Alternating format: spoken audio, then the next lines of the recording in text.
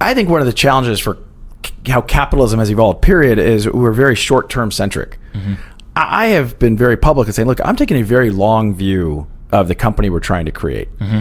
And, if I piss some people off in the short term, I'm okay with that. I think, I didn't talk about this earlier, but I was in business school when Jeff Bezos, is 1996. Jeff Bezos hadn't really launched Amazon. He came to my class in 1996, talked about Amazon, and it was Amazon Books. Really? And he talked about, and since then I've been enamored. A bunch of my classmates ended up working at Amazon, and I've been kind of enamored in watching the company. And I think what they have done has been very, very impressive in lots of ways. But one of the things I have looked at, I think about Ripple is to cross-border payments as Amazon is to books. Okay, you got to explain that.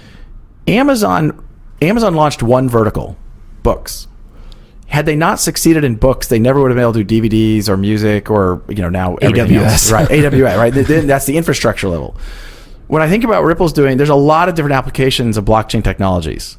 There's a lot of different ways we could use the XRP ledger. We started with a vertical around cross-border payments, partly because it's a massive market, partly because it's a very clear pain point. Mm-hmm. You have customers who don't like the incumbents. They're happy to engage.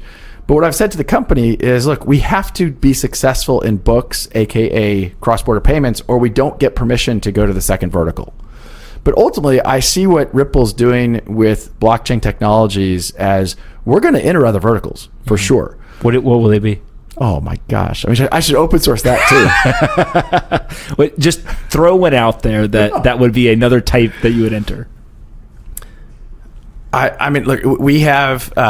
You're a master at dodging. I appreciate it. No, I can't. I mean, that's one. Look, we're looking at lots of different things. Other types of financial services. I'll give you another interesting example real quickly. Do you know who the largest investor was in Pets.com when it went bankrupt?